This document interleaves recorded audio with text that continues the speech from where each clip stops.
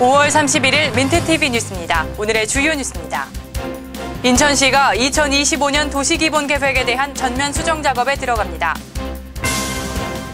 2011 인천 부평풍물대축제가 열렸습니다. 인천의료원이 새로운 모습으로 재탄생합니다. 이상 오늘의 주요 뉴스였습니다. 첫 소식입니다. 민선 4기 시절 확정 공고한 2025년 도시기본계획을 전면 수정합니다. 인구지표 등 다소 과도하게 수립된 것을 재검토해 향후 전개될 사업 내용과 최대한 일치시킨다는 것인데요. 자세한 내용은 배영수 기자가 보도합니다. 인천시가 지난해 5월 확정 공고한 2025년 도시기본계획의 틀을 다시 만듭니다. 시는 2025년 인천의 미래상을 담은 도시기본계획에 대해 경제수도 인천의 비전 실현 가능성에 초점을 맞춰 수정 및 보강 작업을 한다고 밝혔습니다. 이번 수정 결정은 송영길 시장이 지난해 7월 취임을 전후로 사전 계획안의 재검토 의사를 여러 차례 밝혔던 데에 따른 것입니다. 시의 도시계획 수정 사항 중 가장 주목을 끄는 것은 지난해 370만 명으로 설정된 인구지표 부문. 민선 4기 시절 인구를 과도하게 부풀려 계획을 잡았다는 일각의 비판을 수용한 것입니다. 2025년 370만 명에 대한 인구 계획의 과다 논란이 있어서 그걸 재검토하고 장기적인 부동산 경기 침체로 인해서 시 재정을 완화하기 위한 개발 사업의 단계별을 시기를 조정하고 경제수도 인천 건설을 위한 민선 5기 시정 방향 및 추진 전략을 반영하기 위해서 필요하다고 생각됩니다.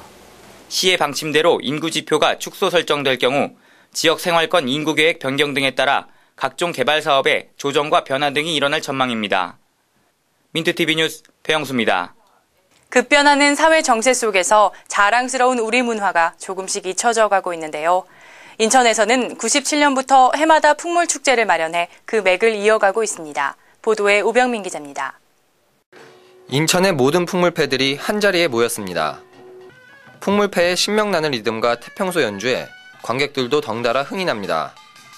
모두가 하나 되어 연주하는 우리가락은 듣는 이로 하여금 저절로 어깨를 들썩이게 만듭니다. 그동안 갈고 닦았던 실력을 풍물 경연대회에서 보여주기 위해선 조금이라도 긴장을 늦춰서는 안 됩니다. 우리 부평의 풍물이라는 단어가 경경이 내 자식처럼 우리 이 가족의 족보처럼 영원히 갔으면 좋겠습니다. 인천에서 2011 부평풍물 대축제가 열렸습니다. 부평대로 일대에서 펼쳐진 이번 행사는 두레 형태로 유지되어 오던 풍물의 역사와 참모습을 되찾기 위해 시작됐으며 지난 97년부터 시작해 올해로 18회째를 맞이했습니다.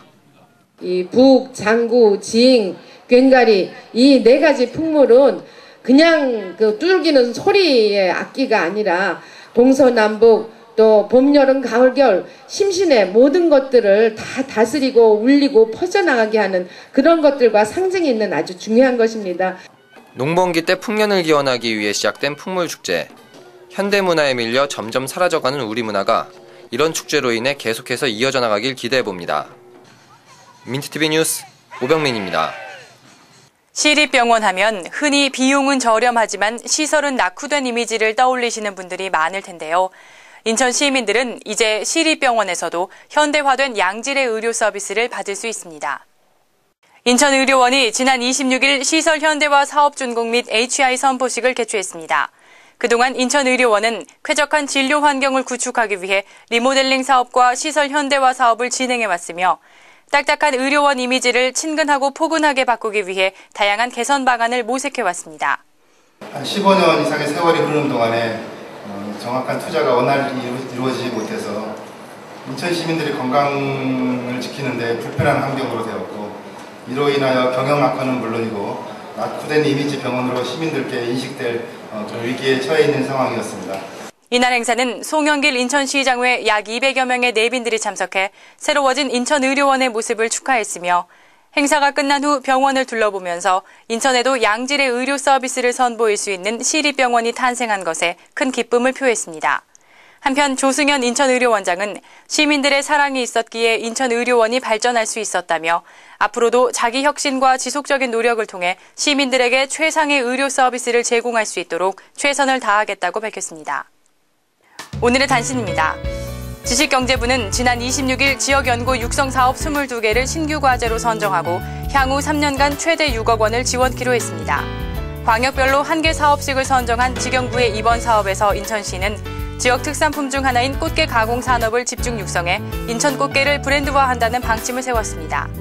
2014년 단일화되는 새 주소 도입 적용에 시민들이 혼선을 빚는 가운데 인천시 연수구 관련 공무원들이 관내 상가 지역 주민들을 직접 방문해 새 주소를 알리는 고지 및 홍보 작업을 실시했습니다. 연수구의 이번 작업은 연수구청장이 직접 주민들을 방문해 새 주소를 안내하는 등 대부분의 공직자들이 참여하는 것으로 알려졌습니다. 인천시 동구는 지난 26일 민원 담당 공직자들을 대상으로 대시민 친절 교육을 실시했습니다. 구청을 찾는 고객의 이해와 가치를 우선으로 하는 친절 의식을 정립해 고객의 욕구에 부응하기 위해 진행된 이번 교육은 태평양 교육센터 전효정 강사가 강의를 맡아 효과적인 응대 태도와 친절 서비스 향상 등의 내용으로 2시간에 걸쳐 진행됐습니다. 이상으로 5월 31일 민트TV 뉴스를 마치겠습니다. 시청해주신 여러분 고맙습니다.